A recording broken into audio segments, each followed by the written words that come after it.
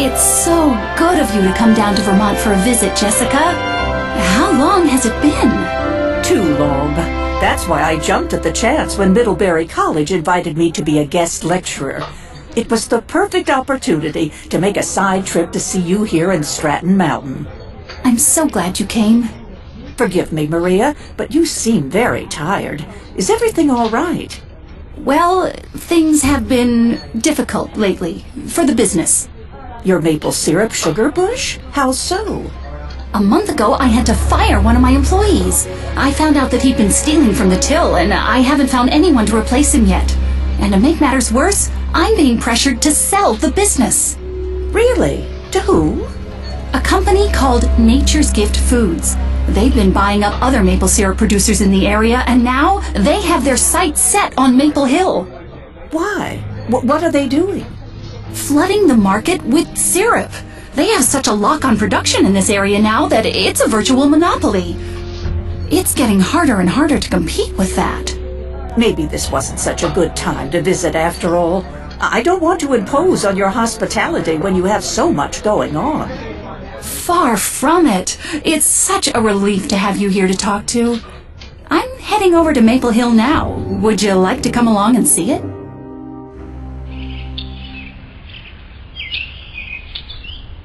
That's odd. Why is this door open? I know I locked it when I left here yesterday. It can't be. Who is it? Gerald Morgan, the man I fired a few weeks ago. That tattoo on his hand, I'd recognize it anywhere. Hello, Maria. What happened here? I wish I knew. Oh, this is my friend, Jessica Fletcher, who's visiting me from Maine. Jessica, this is Mark Ashmont, our chief of police. Pleased to meet you, Chief Ashmont. We better take a look around.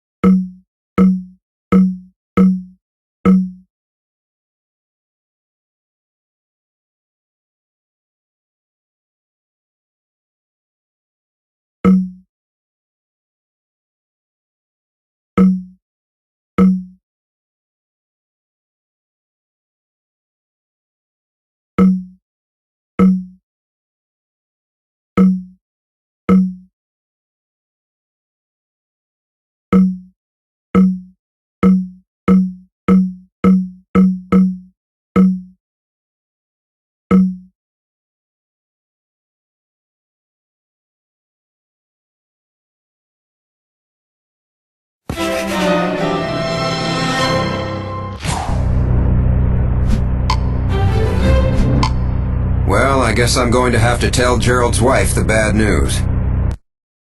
Do you mind if I come along, Chief? That'd be all right. You can give me your statement at the station afterwards. Something's wrong. Something's happened to Gerald, hasn't it? I'm sorry, Sally. Your husband has been murdered. I knew it. The look on your face. Where did you find him? In the sugar house at Maple Hill Sugar Bush. Have any idea why Gerald would have gone there last night? No. But come to think of it, I did find a strange note in the pocket of his spare coat. It's around here somewhere. Would you mind excusing me? I need to collect myself. Of course.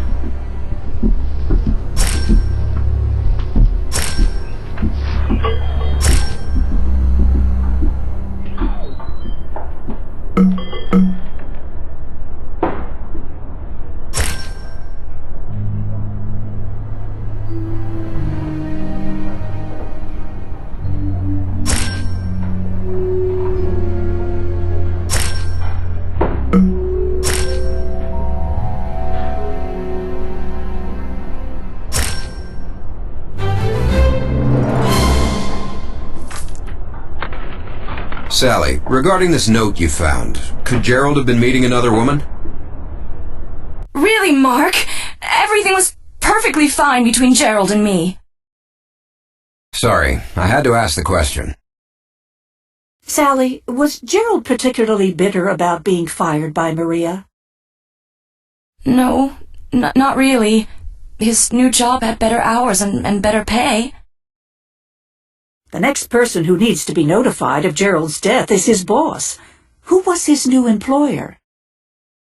That would be Joanne Marshall, one of the vice presidents of Nature's Gift Foods.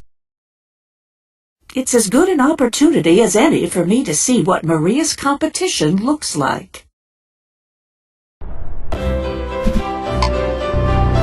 Good morning, Chief. My receptionist said you needed to speak to me. Yes, I do. This is Mrs. Fletcher, who's been kind enough to accompany me today. Ma'am, I'm here to inform you that one of your employees, Gerald Morgan, was found dead this morning. That's very unfortunate. Gerald was a model employee. He'll be missed. Could you excuse me for just a moment? Sure. Mrs. Fletcher, I don't like that look. What are you thinking? Oh, nothing really. It's just that she seems so overworked. Maybe it would be nice if we just took a moment to straighten up around here. And take a look around the place while we're at it, I assume? Why, Chief, whatever could you be suggesting?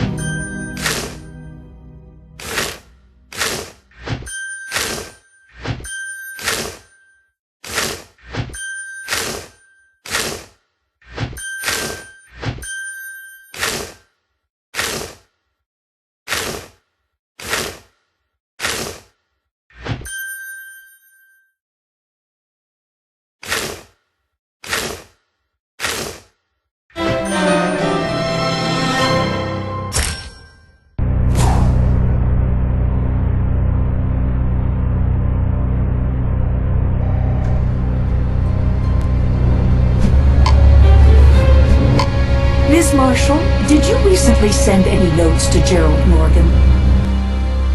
Notes? No, of course not. Are you sure? Because this note that Ms. Morgan found in her husband's coat pocket was torn from a notepad here in your office. I don't know the first thing about it. My office is always open, and I'm in and out of meetings all day. In fact, I'm late for one now. Do excuse me.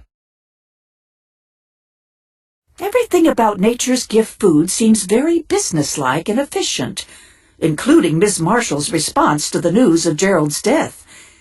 Maybe the Nature Gift Food syrup bottle we found near Gerald's body will provide some more information. Care to join me back at the station? I'd be delighted.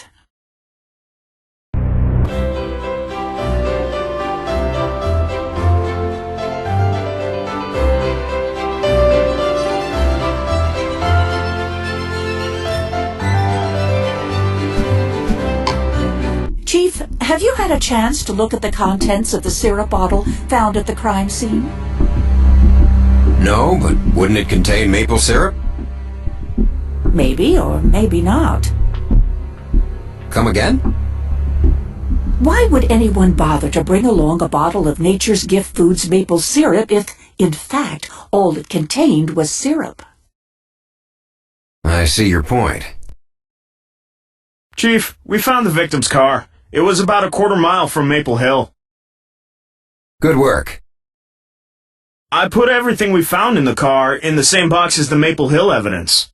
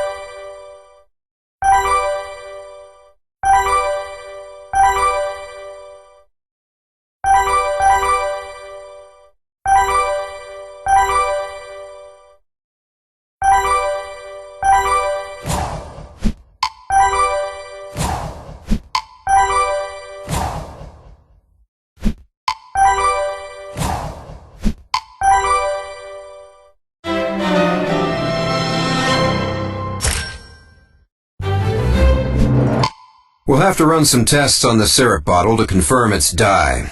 One thing's for sure, Gerald was up to no good at Maple Hill. That's quite a conclusion to make, Chief, considering we don't know for sure that Gerald was the one who brought the bottle to the sugar house. Who else would have brought it? His killer, possibly. That's ridiculous. Gerald was the one Maria fired. He must have been there, intent on committing sabotage on Maria's business in revenge. But why would Gerald wait a whole month to pursue an act of revenge? Maybe Nature's Gift Foods put Gerald up to it. The $500 in his pocket could suggest a payoff. I'll see if we can track their serial numbers. I keep coming back to Gerald having a picture of Melody hidden in his car. It makes me wonder if there was some sort of relationship between them. And based on the receipt, the coffee shop was probably the last place Gerald went before he was killed. Both excellent reasons to go talk to Melanie, I would say.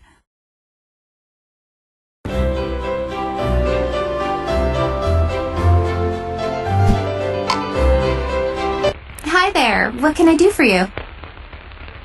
This receipt shows that Gerald Morgan was here last night at 10:30. Can you confirm that? Well, yes. Why? Because if he was here at that time, there's an excellent chance that you were the last person, well, besides his killer, to see him alive. Killer? Gerald's dead? What happened? That's what we're trying to find out. He was the last person to leave as I was getting ready to close up. He was in a big hurry when he left around 11:30. He forgot his scarf. I'll take it to Sally for you if you'd like. I put it in one of the lost and found bins. Feel free to have a look.